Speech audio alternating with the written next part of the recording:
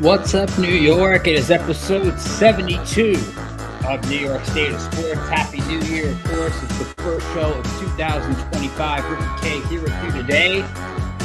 It's Black Monday, but the Giants don't make a move. Joe Shane's coming back. Ryan Dable's coming back. And the big question we're going to answer today is, what is John Mara actually thinking in making that move? And does he just not want to feel like he's dysfunctional when he actually is? The Jets get a head start in their search. We'll talk head coaching names they're looking into, GM names they're looking into. And Aaron Rodgers finally gets his 500th touchdown. It was that his last game in the Jet uniform. The Knicks lose back-to-back games on the road. And there's one area of concern that might cost them a deep playoff run. Talk about that. Rangers struggling still, and Mark Messier had some interesting words on ESPN over the weekend. We'll dive into that. Devils struggling out west. Patrick Ross says the Islanders are doing good things, doesn't know what those good things are. Rick Pitino might change his New Year's resolution because St. Johnson can't make a three-pointer. And we'll talk about the New York team and Tiger and Rory's golf league at the end of the show. It's all part next on New York State of Sports. We will see you in just a minute.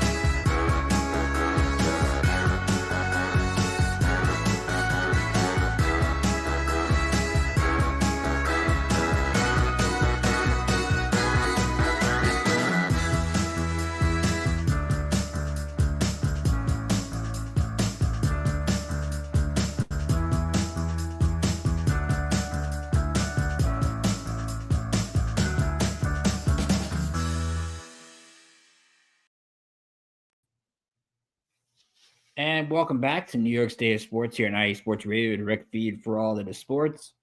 Ricky K back with you in the house. It is snowing here in New York, New Jersey this morning. Not a bad amount of snow, but a decent amount, a good amount to make it at least stick to the ground. So we got a lot to dive into. And of course, before we get into all that, I want to thank you, the listeners out there, myself and this show, because I consider this show an extension of me. Were inducted into the IE Sports Radio Hall of Fame this past week. So I couldn't do without your support. Thank you to Larry B for bringing me into this network. I've had a really good time hosting this show. We talked about it last week. It'll actually be 1 year in about 10 days. So we'll actually count on a year's worth of shows. It's been a lot of fun. Hopefully we'll have another year's worth of shows and bring you some great entertainment and sports talk across all New York sports. So thank you to all those who supported this show and continue to support the show, because it means a lot to me that you guys take time out of your afternoon or evening, whenever you listen to the show, to support. So I appreciate that wholeheartedly. I want to remind you, of course, you can follow us on X, Instagram, Facebook, TikTok, YouTube, at IE Sports Radio. Again, go to our YouTube page. All of our shows are on YouTube. Like, subscribe, all those fun things. So it's a long way to helping this network. Be sure to go to our show pages, iesportsradio.com, /New York State of Sports. Learn more about me, learn more about the show. If you miss any portion of the show, or you just want to hear me talk again, Apple Podcasts, Spreaker, Spotify, iHeartRadio, all that fun stuff. I'll be sure to check that out. You can follow me on X at Rickinator555. That's my account, or the show's account at NY State Sports IE. Been trying to keep up with all the Jet head coaching requests for interviews today. It's been a lot. We'll try to get into as much as we can over the course of the next hour plus. But let us take our first break. We will come back and we will talk all things football, of course. That's going to lead the top of the show for the bulk of the day. And what the heck is John Mara thinking? We're going to get into that because I have a lot to say. But just hang on for a couple of minutes and we will be right back.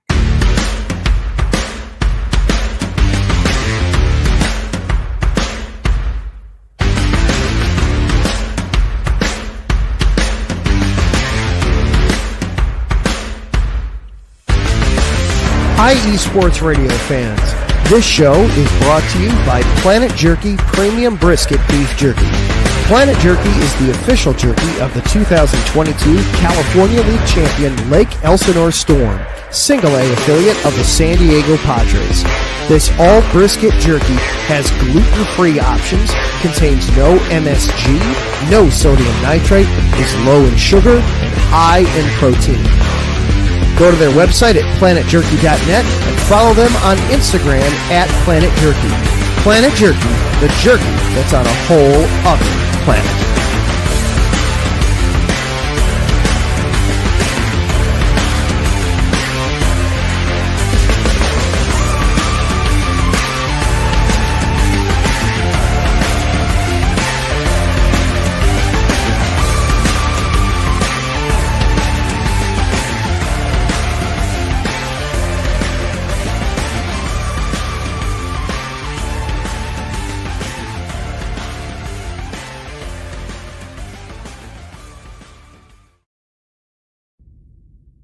Rise and shine.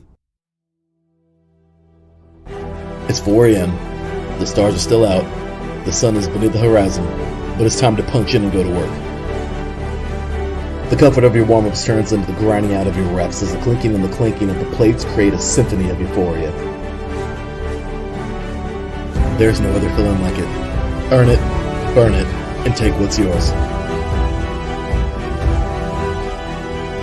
IE Sports Radio has proudly partnered with Vital Apparel, a brand that not only fits great, but also promotes and donates to mental health research. Use our code IESR to get 15% off their comfortable and inspiring gym wear and help them on their amazing journey to support mental health. Go hard, take part in your iron therapy, and be strong. Because when your mental health is as strong as you are, there's no telling how far you'll go.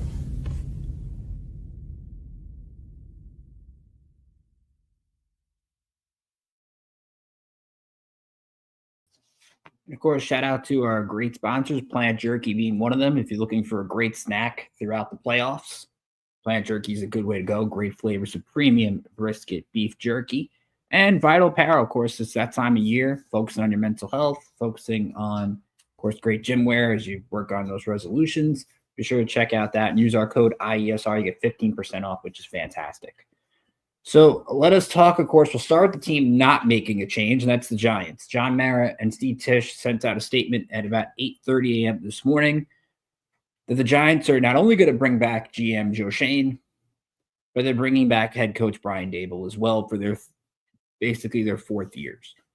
And you take a look at this Giant situation, and what puzzles me is what does John Mara actually see in this regime? John Mara spoke to the media today, and it sounds like he just doesn't want to make a move, which baffles me because you can mock Woody Johnson and the Jets ownership all you want. At least Woody makes a move. He might have made a move this year too early by getting rid of Robert Saleh after 5 games.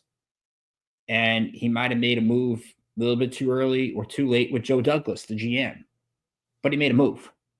He took a chance and did it. And I tweeted this morning from at NY State Sports. I'm not really sure what John Mara sees in Schoen Daboll other than he just doesn't want to look like he makes changes constantly. The Giants, I know, have been known for making moves every couple of years. They don't want to seem like the team that is a dysfunctional organization. But if you're not making changes because you don't want to feel dysfunctional, then you are dysfunctional. John Mara spoke today. He was asked what gives him confidence that this team is better 3 years after Joe Schoen and Brian Daboll took over. And John Mara said, I'm not sure I'm all that confident. So if you're not even confident that this roster has changed, and then what really is the situation in which you need to make a move? There really isn't any. Now, you also have the case where Mara said, I've just about run out of patience. Well, when I read that quote today, it reminded me of a parent that is afraid to punish their kid, but doesn't want to punish their kid, but they'll wait a little bit before they take away the phone. So if you're like, I've about had it, I don't know what I'm going to do, like you're threatening action, but no action is happening. And the issue is, okay, who's accountable for this? The Giants just had their worst season in their 100th year of existence. They had a 10-game losing streak. They were a laughingstock. They got rid of Daniel Jones with 6 games to go in the regular season. Who's running this ship? And now you're going to bring both back with essentially, Mike Garafolo was talking about NFL Network this morning, with essentially a playoff mandate. Either show significant results or you're out. So you're going to have a desperate GM, a desperate head coach, trying to make moves that maybe not are the best interest of the franchise, but in a sense, to get rid of them. Like that best helps them. Now, does that mean drafting a quarterback? Or does that mean, hey, I'm just going to go find a stopgap quarterback and try to save my job? Because now that you allow these guys to draft the franchise quarterback, you can't fire them next year. Because you fire them next year, now you have that new quarterback starting with another head coach and another GM and another offensive coordinator. So it makes things worse. Brian Daboll shouldn't be calling plays, and John Mara basically said it looks like Brian Daboll's not going to call plays. So how is Brian Daboll not getting fired the year that he called plays, and the system was worse than when Mike Kafka was calling plays last year? That doesn't make sense. Right now, there's zero accountability because nobody's losing their job. It sounds like, if you read between the tea leaves, that defensive coordinator Shane Bowen could be on his way out because Mike Rabel could be maybe looking to bring him over, whatever team he decides to coach, and we'll get into that in Rabel in a little while. And it also sounds like John Mara wasn't thrilled with the amount of coaches that were out there. Like, he doesn't want to bring in Ben Johnson for an interview, or Aaron Glenn, or anything like that. And so you're keeping Dale because you just don't like anybody else. We'll get into it. The Jets have a list of like 15 people they're going to interview. You're telling me that out of the 10, 15 people, you can't find anybody that's better than what Brian Daboll's done? Joe Schoen and Brian Daboll haven't earned the right to change this regime. They haven't. Because the roster is still the same. The roster sucks. Outside of Malik Neighbors, outside of Tyrone Tracy, outside of Brian Burns and you could make the argument on Kayvon Thibodeau, but it's been a little bit underwhelming for him. The roster's not that good. The offensive line hasn't been better for years. They can't figure out the quarterback position. They hang out some bad contracts. They don't have as much cap space as you would like them to have this offseason to make a move. And yes, cap space is really, you can move it around any which way you want. Doesn't really matter. But what's the issue with the Giants? A lot of issues. A lot of issues. And to me, it's because the owner is afraid to look like the bad guy. When you look at the Giants system from Hard Knocks this spring to now, it's been a nightmare for this team. A nightmare for this organization. You have Saquon Barkley trolling the Giants in his latest commercial.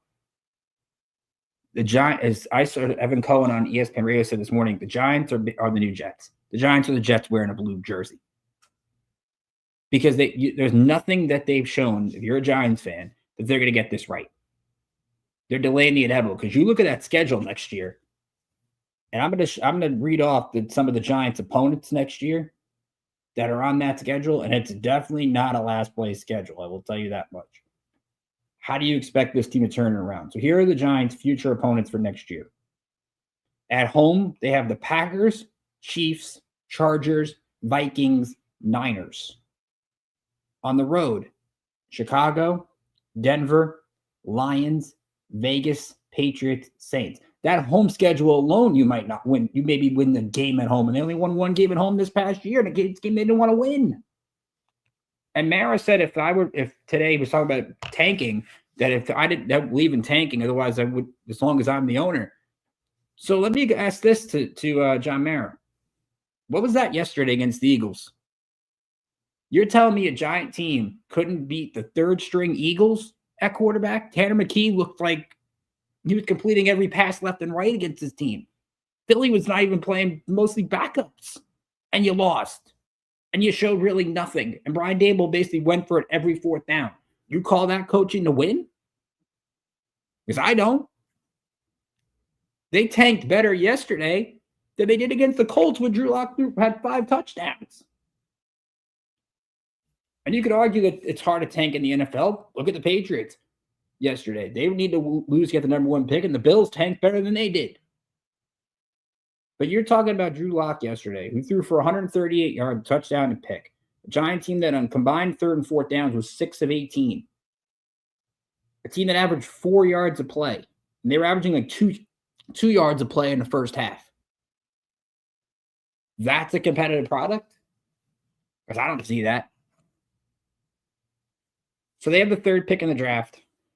And they have a bunch of questions asked. They got lucky. The Patriots won because it moves them up a pick. And now they'll at least be in position to either take one of the 2 quarterbacks or Travis Hunter.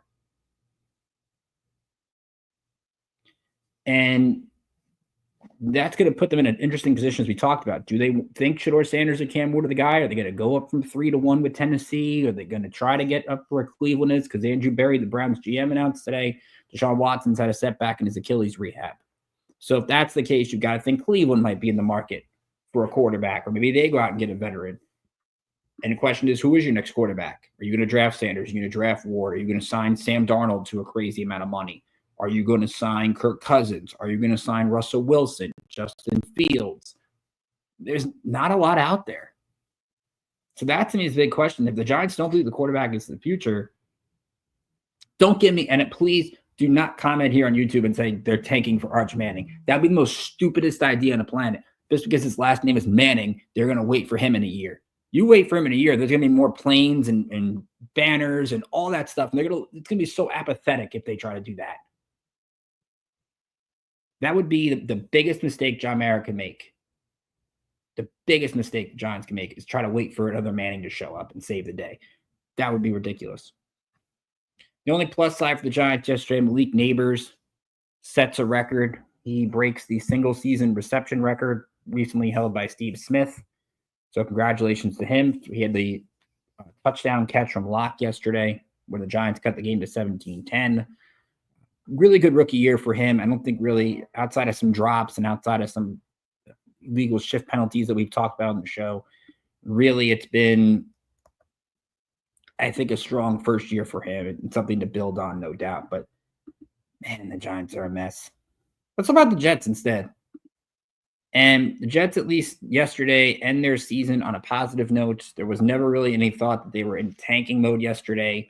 They still end up with the 7th pick in the draft, so it's not a bad option for them. They beat the Dolphins 32-20. They get 4 sacks on Tyler Huntley.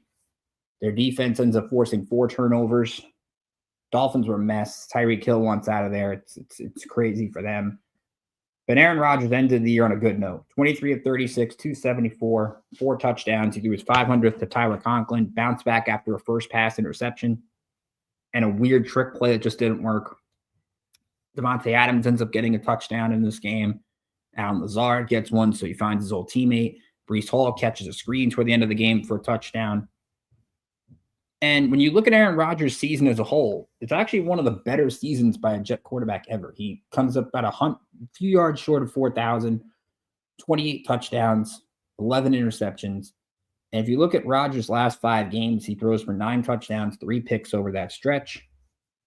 So in hindsight, when you look at November and December, it actually wasn't bad for Aaron Rodgers. And it sounds like Woody Johnson is going to leave the fate of Rodgers up to whichever head coach and GM the Jets decide to bring in.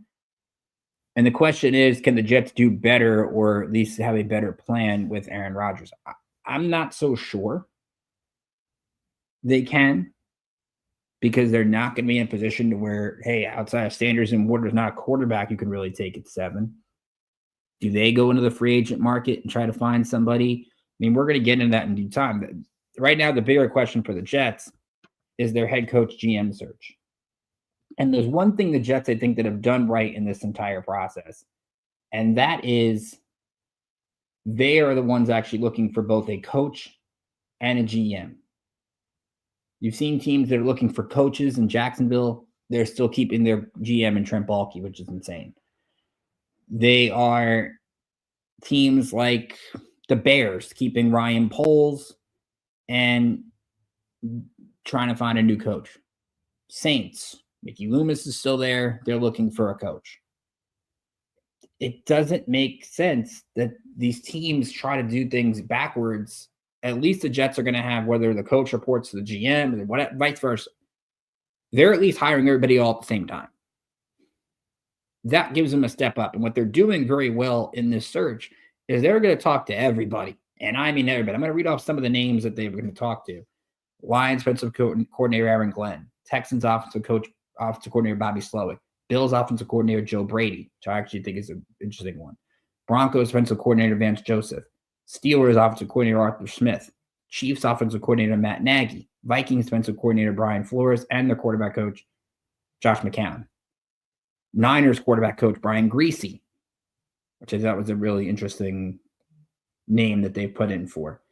They didn't put in for Ben Johnson. It doesn't sound like Ben Johnson's interested in the Jets job. I think Johnson is really going to be, if you're outside of Detroit, it's probably going to be either Chicago or New England. We'll get into the Patriots stuff in a second and why that's important. They have talked to Ron Rivera already. They're going to talk to Rex Ryan tomorrow. And Rex Ryan's very confident in that job. We've talked about it on the show. I think it'd be a mistake if they hired Rex Ryan. I think it's just a PR move if you do. They've already talked to Mike Rabel. Interview apparently went well. Here's the problem with the Mike Rabel stuff. Team in the division, the Patriots, an hour after the game yesterday, fired Gerard Mayo after year one. There's no secret Robert Kraft, I think, is going to try to bring back Mike Rabel to coach the Patriots. Patriots are a dumpster fire. They're a mess. And the one thing is they talk about Mara, and we'll look at with Robert Kraft. At least Robert Kraft had the courage to say he made a mistake. Now, he's got egg on his face for sure, but at least he has the courage to say, hey, I made a mistake. I'm looking to get rid of him. So it doesn't sound like the Jets, who, again, had a good interview going, are going to have the best shot at Rabel. They still might, but I wouldn't count on it. And we're going to have a special guest on the show next week, Jake Asman. You've heard him on ESPN Radio in New York. He does a great Jets podcast as well. You can hear him on Mad Dog Radio, sometimes on Sirius XM. He'll be on. We'll talk about what the ideal Jet coach is, the ideal Jet GM is, what makes the most sense. So you'll hear that interview next week on the pod, which I'm excited about as we try to bring on some more guests for 2025. And I think it'd be good to get some insight from him. As far as the GM candidates, it sounds like this morning you've seen Bucs assistant GM Mike Greenberg, Vikings senior VP of player personnel Ryan Grigson, who used to be the guy in Indianapolis, which when you look at how bad Ballard's been in Indy, Grigson at least making a championship game actually was pretty good. Chiefs assistant GM Mike Bergonzi, that would be the one that would probably be tied with Rabel. So that would make sense. We saw them interview Louis Riddick, which that's my pick personally. What's the other guy? Nagy from the Senior Bowl would be another one. Or Phil Savage. I think it's actually Phil Savage, I think. John Robinson, the former Titans GM, is on that list. Ray Farmer from the Rams is another one. So the Jets are doing their due diligence. And they're doing the smart thing with doing that due diligence. Is they're going out there and just trying to see, hey, what can we learn in this process? It's going to be a long process. They're not going to make that quick decision hire. And at least if Woody Johnson is true to his word and he's going to allow the new coach and GM to pick somebody else to decide the future of Aaron Rodgers and not him, to step in the right direction. The Jets actually have a really good chance at 7 in the draft of getting a really good player. Like, they're going to have a chance at the best player on the board. And we'll get into the draft as we get closer to the combine. We'll do some mock drafts on the show. We'll have some fun because it's the second straight year both New York teams are picking in the top 10. Hopefully this is the last time that happens, but let me know what you think here in the comments, because to me, the Jets look like the more functional organization today. Giants don't know what the hell they're doing. And they're going to learn that next year when they start 2-6 again because of their schedule and they end up making the move for the wrong reasons. So let's take a break. We'll come back. We'll talk Knicks losing a couple in a row this weekend and why there's one thing that might affect what they do in the future or how far they go. And we'll talk some hockey as well. You're listening to New York State of Sports, 90 Sports Radio. We'll be right back after this.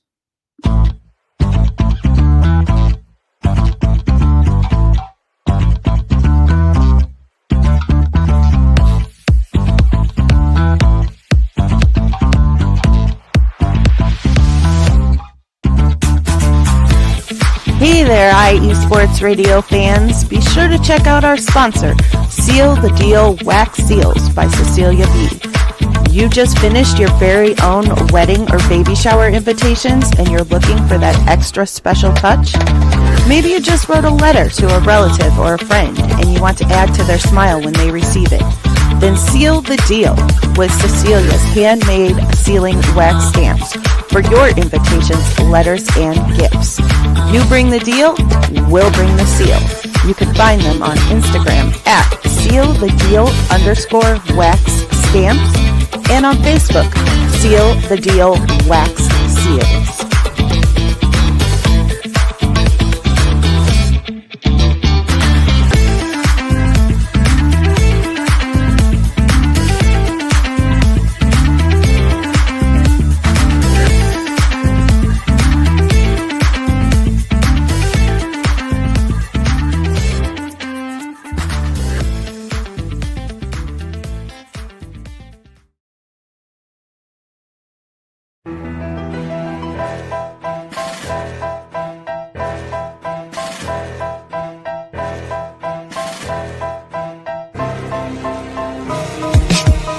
For the last 10 years, IE Sports Radio has been bringing you amazing content ranging from interviewing legendary athletes, coaches, and other authorized media personnel to building tailor-made shows dedicated to all major sports cities around the country. Make sure to follow us at IE Sports Radio on X, Instagram, Facebook, TikTok, and YouTube to keep up with the latest in sports and with all of our shows. Also, make sure to check out our daily updated website at iesportsradio.com. At iesportsradio.com, you can see our daily show schedule and check out all of our show pages with personal bios to learn a little bit more about each of our awesome hosts. In addition to our show pages, you can catch the IE Sports Radio blog, Hall of Fame, Fans of the Month page, and our merchandise shop including t-shirts, tank tops, caps, long sleeves, hoodies, and more. For now over a decade here at IE Sports Radio, we've continued to be by the fans, for the fans, and we thank you all for your support and for making IE Sports Radio your direct feed for all that is sports.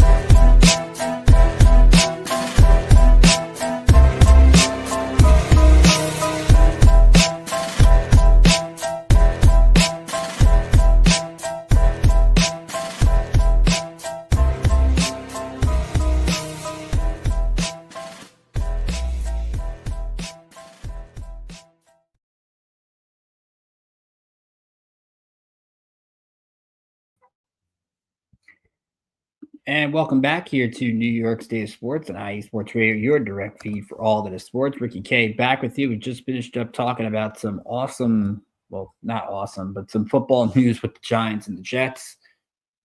Named if the Giants decide to get rid of Shane Bowen, the Bengals defensive coordinator that just got fired, Lou Anarumo.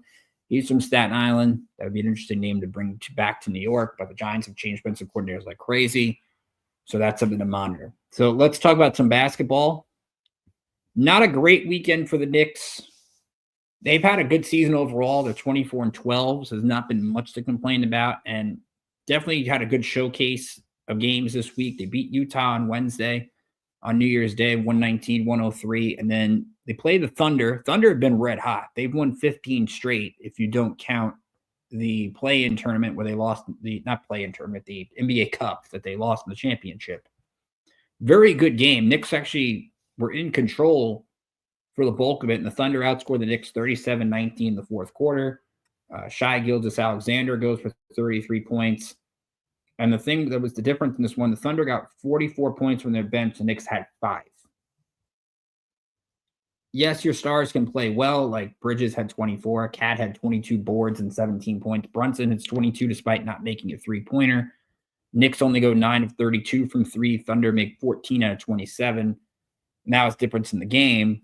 So a very good game, and the Knicks will have a chance to avenge that this Friday when the 30-5 Thunder come to the Garden. That should be a really fun atmosphere. Surprised that game is not on national television, by the way, but I think that's because of the college football playoff. You would normally see this game on ESPN as a nationally televised game. Then the Knicks go to Chicago Second game of a back-to-back. Derrick Rose gets his number retired, which, of course, you know how much Tom Thibodeau and Derrick Rose are having some good performances with each other over the years. Knicks have the lead at the half. Bulls then outscore the Knicks 41-17 in the third. And sometimes you just give credit to a team and they're making threes. Kobe White was 9 of 11 from downtown. He had 33 points. Vucevic had 22. Zach LaVine had 33.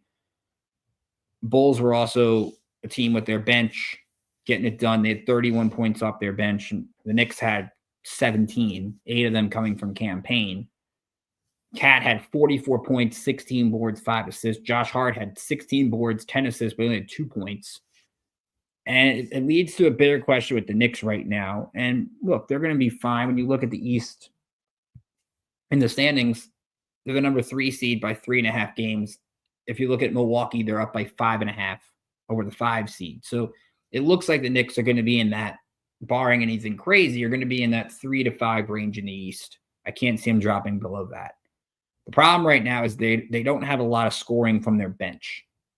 And I think they need more depth. They're having some great production from their starters. We talked about it last week. When you have 4 guys scoring at least 40 points in the game, you can get production from anybody on any given night. And that's not something to sneeze at. But you're not going to get scoring from Preston Achiuwa that easy. And Tyler Kolek doesn't get a lot of playing time.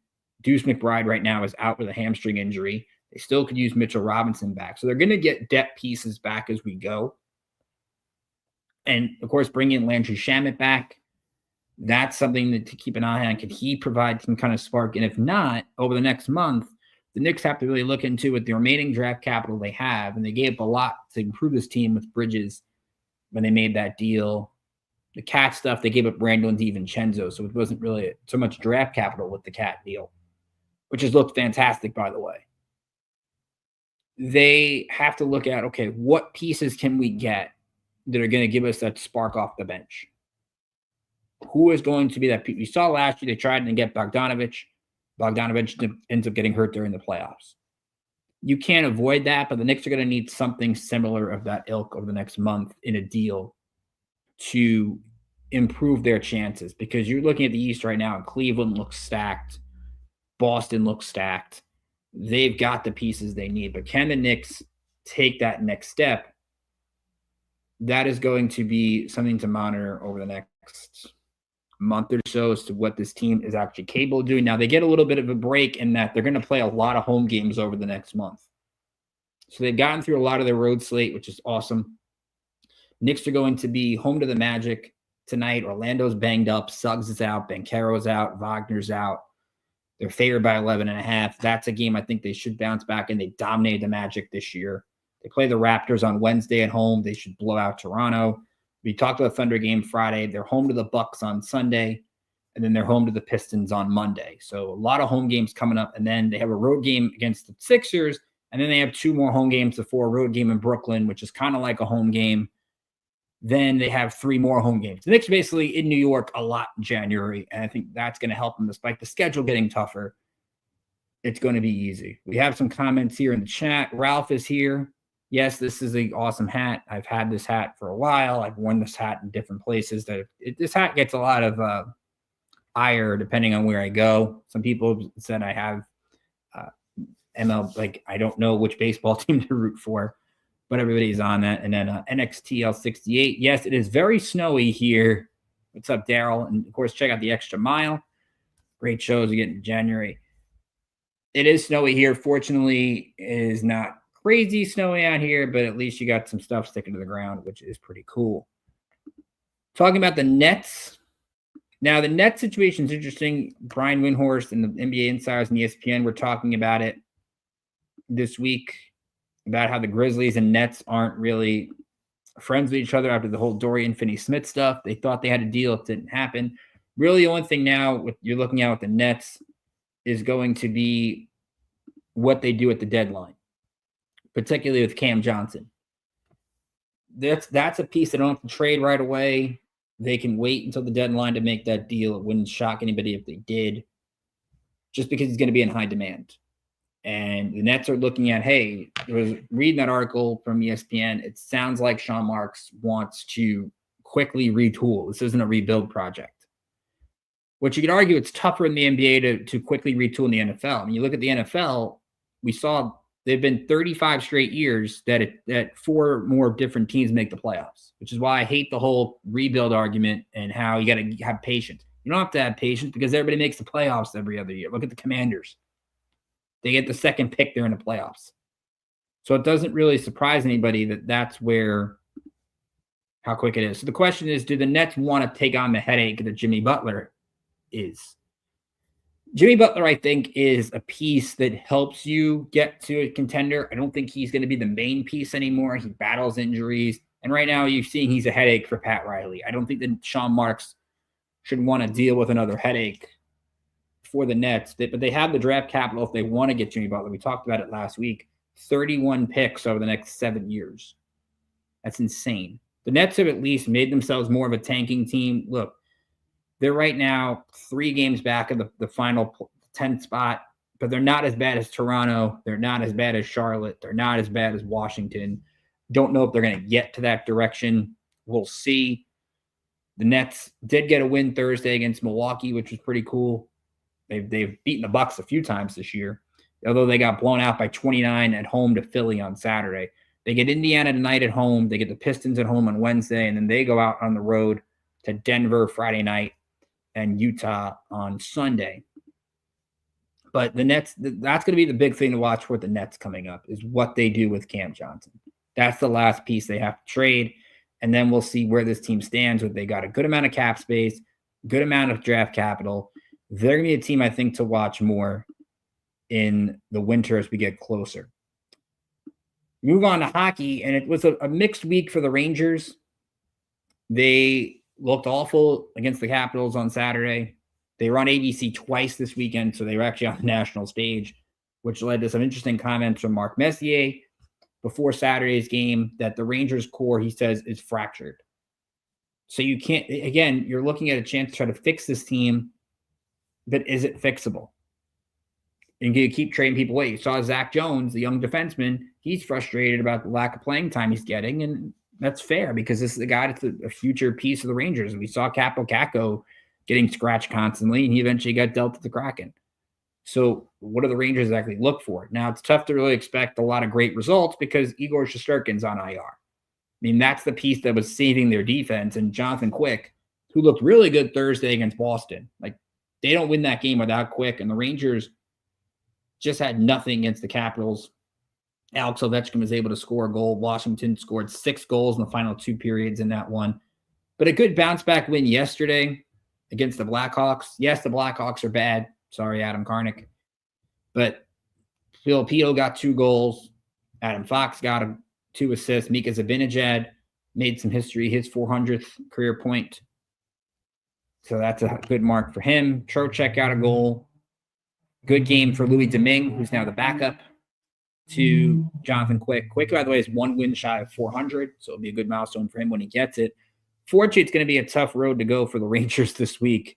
They have the Stars tomorrow night at home. Stars are really good. They play the Devils at home on Thursday, and the Devils have absolutely owned the Rangers in this season. It's been a train wreck. Like, the Devils have embarrassed the Rangers every time. It's hard not to expect the same on Thursday. And then they will go out west for 3 games, starting with Vegas on Saturday. So, again, the Rangers are only 3 points out of a playoff spot, but it's really tough to really expect this team to go on a run. Like, they'll have a good game like they did against Chicago, but what does that really mean? I'm not so sure if they really can right the ship. As for the other local hockey teams, Devils have had a rough go out west. It's not shocking, but they lose 3-0 to the Kings on New Year's Day. They lose to the Sharks on Saturday, 3-2. Sharks end up getting a goal with 35 seconds left from Ceci in regulation, despite tying it up mid-third period. Markstrom did okay, but this is really the first slump by the Devils, so to speak, which is when you go out west, they say it's in any sport, you want to go out of it 500. They're not going to go out of it 500, but they'll have a chance to at least get a win tonight when they play the Kraken. They get the Rangers, I mentioned, Thursday at MSG, and then they will host the Lightning on Saturday. Devils right now have moved into second in the Metro with 51 points, four behind the Capitals. What helps them is after Carolina, there's a major gap. The Devils are like 14 points ahead of the Penguins. So barring their collapse, they're going to be a top 3 team in the Metro. It's going to be about what moves they make at the deadline. As the team that's in the same boat as the Rangers, that's the Islanders. And what caught my eye this week with the Islanders is they lost a tough game to the Maple Leafs, I think it was Thursday, 2-1. And there was a quote by Patrick Waugh. You could argue, we can get into this on a future show, is it Patrick Waugh's fault or is Lou Lamoriello just lost his touch? And what I didn't like what Patrick Waugh said was, I know that we're doing well. I just can't tell you what we're doing well. And it just sounds like a coach that doesn't really want to be negative, but wants to say something and doesn't know what to say. That's just kind of putting your foot in your mouth, I think, because the Islanders this year have been absolutely dreadful when it comes to third periods, when it comes to penalty kill. They've had 11 losses this year when they've scored 2 goals, when they've allowed 2 goals or less. That's pretty bad. And even last night, they get the win over Boston in overtime, but they had a 4-2 lead in third period. Anders Lee had 2 goals, and they allowed David Pastrnak to score twice in the third to get that to overtime. Fortunately, Bo Horvat had 2 goals, and the Islanders won. But there's just a lot of disconnect there either, and they're getting guys like Barzal back and Pellick back and Duclair back, and they have to show that they're not going to be sellers at the deadline because they're right there at the Rangers. They're 3 points back, but what exactly are the Islanders shown that said they're going to make a run at the playoffs? They will play Vegas on Thursday, so they get a little bit of a break. They will play the Utah Hockey Club on Saturday, so they will be out west as well. We'll see what they do over this mini road trip before they come back home to play Ottawa a week from tomorrow. A couple other comments. My friend Zach's in the house. Zach, good to hear from you. And Ralph saying, yep, the U.S. did win the World Junior Championship. That was a fun game last night going on with the Stag Bowl, which is the Division III Championship, and Lions-Vikings. Shout out to Christian Harvey, our Gritsville, USA host. That was an entertaining Lions post-game show that he had last night. Be sure to check that out. So we will take one more break. We will come back, and we will talk about the Yankees looking into a second baseman. What does that mean? We'll talk about Rick Pitino giving up his New Year's resolution maybe a little bit too early. Rutgers struggling without Dylan Harper, and NYCFC has a new manager. We'll talk about all those things. It's coming up next on New York State of Sports and iSports Radio, your direct feed for all that is sports. We will be right back after this.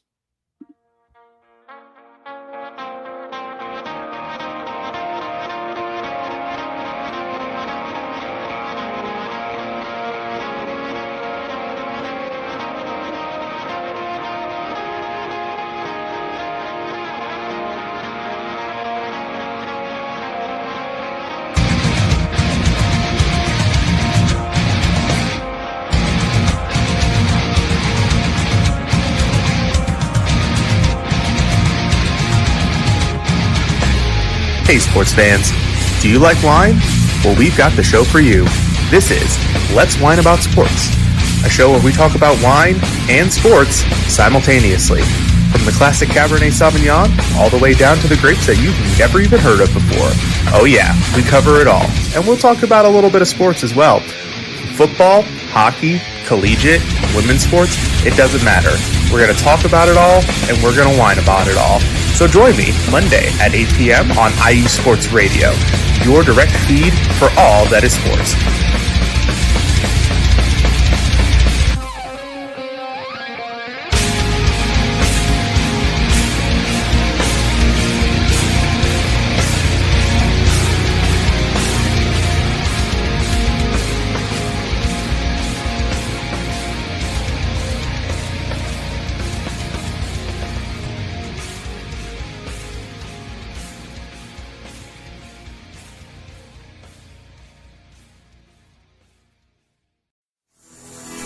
Sports fans, do you like teams that are tough, cities that are tougher, and fan bases that are passionate about their teams? How about teams that are historic and stadiums that are iconic? Then you belong in Chicago, and you need to check out Chi-Town Weekly. Join me, Adam Kernan, every week as we keep up with all things Chicago sports. Bears, Bulls, Blackhawks, Cubs, White Sox. We'll cover them all, plus more. The Windy City is always buzzing, and we'll keep you up on all the big games and major stories. So tune in to Chi-Town Weekly every week right here on IE Sports Radio, your direct feed for all that is sports.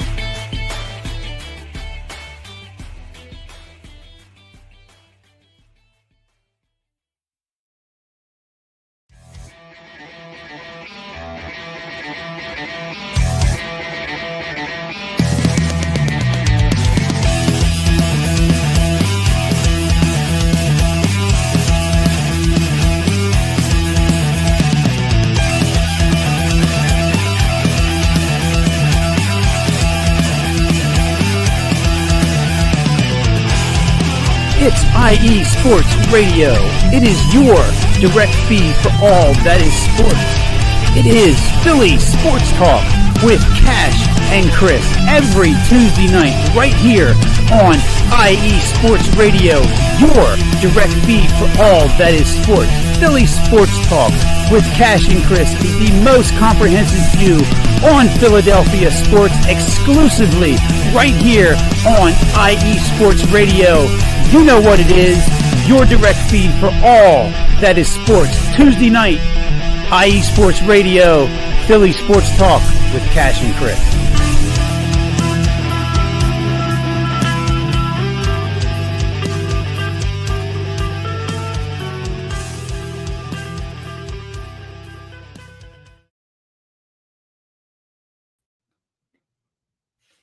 Wanted to give some love to the other Hall of Famers in this year's class besides myself at IE Sports Radio, Adam Karnick, host Chi-Town Weekly and the Neutral Zone, Mike Pat, let's whine about DMV Sports, also our resident draft expert. So you'll probably hear from Mike at some point over the course of the next few months. We get ready for the draft. We've had Mike and Adam on throughout the last year, whether it was Rangers post-game shows when they played the Capitals. Both of them were on during that series. And Chris Amos, Philly Sports Talk. We haven't had Chris on the show yet, but it's also a very entertaining show. So props to those fellow members of the Hall of Fame class, along with myself. Alden here from the Always Arizona Sports, the AZ Sports Zone. Welcome, Alden. Happy to have you here. So we're going to talk, of course, our grab bag segment. It's a little bit different now. We don't have college football as much to talk about, but we'll find some other sports, of course, to dive into. There's still some baseball news. At least good news for New York baseball fans. Only 5 weeks till pitchers and catchers. I know it seems a lot longer because of the snow on the ground right now, but hey, there is going to be baseball soon. And Jeff Passan from ESPN had out there over the last 24 hours that the Yankees are looking into a possible trade with the San Diego Padres for Luis Arias. Now, Luis Arias is a really interesting player. Guy in the final year of his contract. He's been traded twice over the last year. Traded to the Marlins in 2023 in the Pablo Lopez deal. And then got traded to San Diego early last year when the Marlins were tearing everything down. Arias is a very good bat-to-ball kind of player. He's hit over 300 in each of the last 3 years. He's won batting titles. He's a 3-time All-Star. The only problem with Arias is his defense. His defense isn't very good. And the Yankees have been trying to look for a more athletic defensive team in 2025, something they struggled with in 2024, especially in the postseason. I like Arias. I think you could ignore the defense if the deal is right and the Padres are just looking to deal him to cut payroll, as we saw with the Soto stuff last year. If they're looking to, let's say, bring in a rookie, Sasaki, the international free agent from Japan, and of course the Yankees and Mets are both still in on. If they're looking to cut payroll, and we've seen Dylan Cease rumored being traded from the Padres, then you could get Arias on a cheaper deal. But there's a defense worth it, and you'd have to play Arias at second base, which would leave Jazz Chisholm at third base. I think the goal for the Yankees is going to be to try to get Jazz to play second. That's his natural position. I think the Yankees are better if they go that direction. They've looked at Gavin Lux from the Dodgers. I would rather have Arias than Lux. I know Arias is more expensive, but Lux to me, he's been okay with the Dodgers. He's battled injuries over the last couple of years, but he's never broken out the way people have expected. And I'm not, again, you'd have to see, maybe it's a flyer with Lux. We've seen Seattle interested in acquiring him. I don't really know. That's the thing. The Yankees have to make one more move at either third or second base because you're staring at having DJ LeMahieu, Oswaldo Cabrera, Oswald Peraza. I think they need to at least upgrade at that spot. Will they spend significant assets to upgrade at that spot? I don't think so. They're still looking at relief pitching, but the relief pitching market is kind of stalled, so they'll probably get bullpen pitchers the way they want to at their price. But the hot stove was kind of slowed down. I mean, the Mets are still looking to see what Pete Alonso wants to do. There are rumors the Angels want to get Pete Alonso, and I think it's just Scott Boras trying to find a team that actually wants Pete Alonso to make that happen. I don't see it. Like I've said the last few weeks, I think Pete Alonso is a Met, and I think it's just bad luck by him that there's not a market at all. Does the Bregman stuff pop up for the Mets? We'll see. We still don't know what's going on with Bregman. But a lot still go on in this hot stove, and there's way too many good players still on the market. Anthony Santander is still on the market. A lot's going to change over the next few weeks as we get closer to spring training. But really, Yankees and Mets have kind of been quiet over the last couple of weeks. Moving to college basketball, and I said Rick Pitino was maybe giving up a New Year's resolution a little too early. St. John's was playing Butler on Saturday, and it was a real ugly game. Now, all things considering, great job by the Big East. Everybody but Providence head coach Kim English, it seems, wore sweaters on the sideline to honor Lou Carnesecca, who, of course, passed away not too long ago. It would have been his 100th birthday this week. So really good job by the Big East, by most of the Big East coaches, which I still question, why wouldn't Kim English just do that? It doesn't make any sense. But St. John's was taking on Butler. They had a rough go of it on New Year's Eve against Creighton. We'll get to the Creighton game first because I was watching that game on Peacock, and St. John's lost 57-56. They had chances down the stretch. RJ Lewis missed a couple of shots. St. John's attempted just 3 3-pointers in the second half. They didn't make any of them. They were 2 for 9 in the game. But Zuby Ejiofor kept them in it. Devion Smith kept them in it. Their defense was strong. They started pressing, but they couldn't contain Stephen Ashworth, who had 4 threes, and Kalkbrenner was just a force in the paint. And they kept trying to drive on Kalkbrenner, which made absolutely no sense. So they lose the game by a point, a game that they should have won, a game that they were in control early and then just went on those lapses. Then they play Butler on Saturday. Butler's coming off giving up a 20-1 run against Villanova their game prior. So you're thinking, hey, they're going to come in, they're going to storm Butler, they're going to hit 3-pointers, they're going to be confident. They weren't. They looked worse. Now they got bailed out. Kadary Richmond made some good plays down the stretch. He had one of his better games, 11 points, 6 boards, 6 assists. RJ Lewis had 20 points, 11 boards. Ejiofor had 14. But St. John's as a team goes 1 for 21 from 3. And they're 1 and 3-pointers made by Bine Ayo, who comes off the bench and he had 4 points. Simeon Wilcher had just 4. He's regressed. And look, the goal, at least St. John's this game attempted threes. They at least tried to hit some shots, but they're not falling. And what was interesting was Rick Pitino made some comments after the game. And we remember Rick Pitino last year making some interesting comments. Everyone remembers after the Seton Hall loss where he made those comments and kind of inspired the team to have that great run down the stretch. But basically you look at Pitino talking about how he was essentially he had given up drinking for his New Year's resolution, but this team was going to cause him to do that. And he essentially, again, I'm paraphrasing, saying that what bothers him and why he's seen a bunch of coaches leave is because there's just not a lot of listening from players.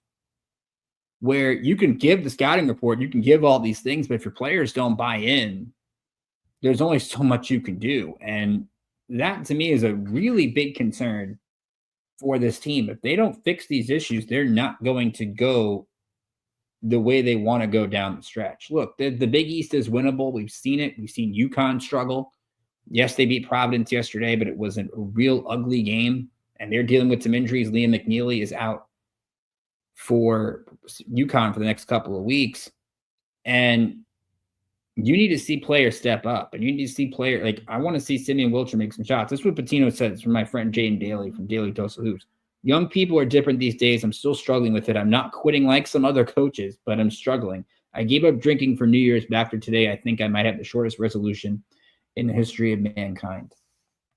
We saw last year Patino was having issues with early in the year with getting the players to kind of buy into what he was looking for.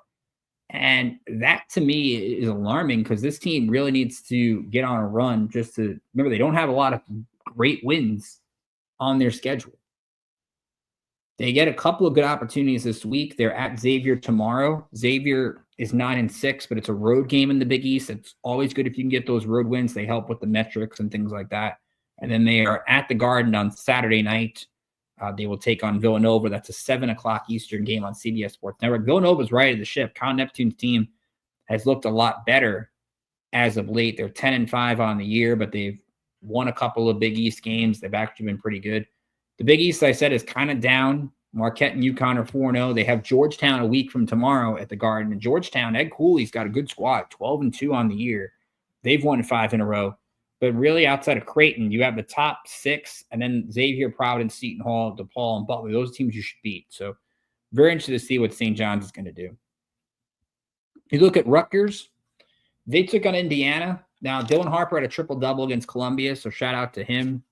Last time you've seen that in a while at Rutgers. But they lose to Indiana without Dylan Harper. Harper was out for the game. Doesn't sound like someone's going to keep him out long-term. But the problem for Rutgers is without Dylan Harper and Ace Bailey, they don't do that much. Now, again, they played the Hoosiers. They lost 84-74. Ace Bailey had 39 points on 16 of 29 shooting. Rest of the team, 11 for 32. They only made 2 threes. Now, Indiana's a good team. They're 12-3 on the year. Like the Hoosiers, it's not a bad team, but Rutgers needs wins. They're 8-6 on the year. They're going to have to find scoring from other guys. It can't just be Harper and Bailey. They're going to go down as like the Anthony Bennett's, the Ben Simmons, the Markelle Fultz, great talents that you don't get to see in the NCAA tournament. Like Williams has to step up. Davis got to step up. Zach Martini had no points. Like they need other players for Steve Pikiell's club to contribute. This is not going to be an easy week for Rutgers. They get Wisconsin at home tonight. Badgers are favored by 1.5. They are home to Purdue, who's ranked on Thursday. And then they are home to UCLA, who's number 15 in the country a week from tonight. So they're going to have to get some wins. To me, I think it's 2 wins minimum. If you could beat both ranked teams, it's going to help. Their metrics aren't good. They lost to Kennesaw State. They've lost to Princeton. Like they're going to need to actually pick up some wins. So we'll see if Rutgers can do that. Now, NYCFC, they've got themselves a new manager, which is a real interesting name, Pascal Jansen. He is 51 years old. From the Netherlands. He coached last year at Ferencváros, which is a team in Hungary. Went 17 wins, 6 losses, 7 draws, got 144 wins in his career.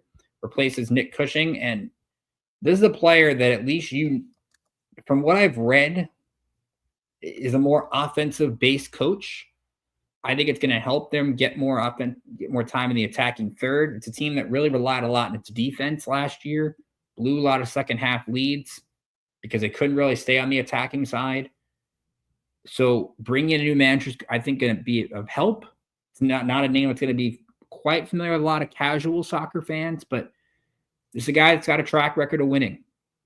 And I think that's a good sign going forward. He was at PSV for a little bit. It was at the club AZ, where he won 94 games from December 2020 to January of this past year.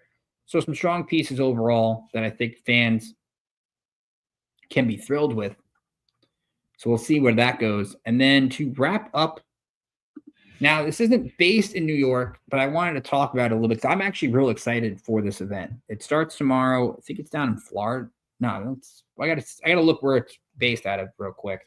But the Golf League. Now, what is the Golf League? It's an indoor golf event. Tiger Woods and Rory McIlroy are the big pushers of this event. It's on ESPN tomorrow. New York team is going to take on the Bay team, which is a team out in California now.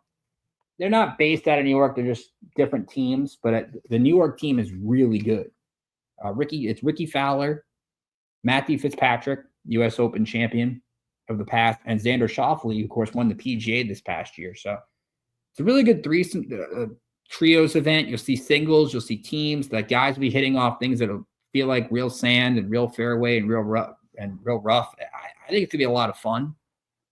Something really to think that's unique and different. That's gonna be fun. There was bull riding at Madison Square Garden yesterday. That was pretty cool. But I'd recommend checking it out. It's on tomorrow night at ESPN. I think it's going to be something at least to get you through the winter if you're looking for something to get you through with sports. I'm excited to watch it. Of course, they'll probably be watching that after St. John's and Xavier ends at about 6:30. So that should be definitely a fun atmosphere. So definitely be sure to check that out. So as we kind of wrap up, what I would talk about earlier, and we'll bring this up another time. I think the key is going to be, it doesn't matter how you get to the right point, but getting it right. And John Mara, as you said with the Giants, like, you just got to get, I don't care how much patience you have, like, get it right. And now he's going to sit here with the toughest schedule in the league next year and say, oh, I made a mistake. Like, why not just admit you got it wrong? I don't see why you can't do that. And basically saying, well, I just want to keep him because I don't like the options that are out there. Like, I think he's the best of the worst, essentially. That's what you're stuck with. And hopefully New York football can change. Like I said, I don't want to keep talking about top 10 draft picks every year. I'd rather be talking about one of these New York teams in the playoffs and actually playing meaningful games in December that are meaningful for playoff positioning, not meaningful for draft slots. At least the Jets have 15 names they're talking about. The Giants, I don't think they know where to go.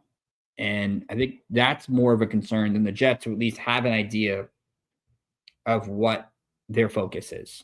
And they're not going to be desperate to really do anything. Thank you. Good way to start the new year when you get that going. Again, next week, you hear my conversation with Jake Asman, who I think if you're looking for somebody in Jets media, or like basically one of the top minds about the Jets, he's one I really thought of to have come on the show. We're going to talk about the ideal Jet coaches, what the ideal Jet GM is, as more names will come out, of course, who the Jets will look to interview. So that should be something to monitor over the next week or so. I don't think this Jet coach and GM search is going to be short. I think they're going to do their due diligence. They're going to look at some names. They're going to get some input. Maybe they'll find guys that they want to make coordinators or something. Or maybe you bring in Brian Griese as an offensive coordinator. Who knows? Like, we've seen the name Anthony Lynn thrown out there. That's a guy who's worked with Rex Ryan. That's somebody maybe you could look into. Again, they're doing their homework, and that's a good sign. Knicks, maybe they'll bounce back at home this week. Again, huge potential NBA Finals preview on Friday against the Thunder, so get out to the Garden to watch that. Can the Rangers and Islanders get back in the playoff mix? We'll see. Devils, Rangers on Thursday. Devils have been embarrassing the Rangers all year long. We don't see that they don't embarrass them again. Maybe the Rangers actually have some pride to show up Thursday. I don't know. That could be a possibility. Did St. John's actually make 3-pointers this week? And does Rutgers, with their opportunities at big wins, can they actually get them? That's something to monitor. And then, of course, we'll track Seton Hall next week, track Syracuse next week. Both those teams have been struggling. See if they can right the ship. We'll get closer to March and talk more mid-majors. Try and they're getting into the conference tournament. And tune in the rest of the day. Great shows coming up on the Monday slate. Carolina Sports Update, Chi-Town Weekly, Set Point. This is KC. All those shows coming up later today. Be sure to check that out. So from all of us here at IE Sports Radio, I'm Ricky K saying have a great rest of the week. Stay warm. Stay safe in this snowy weather we got going on here in the Northeast. I'll see you back here next time.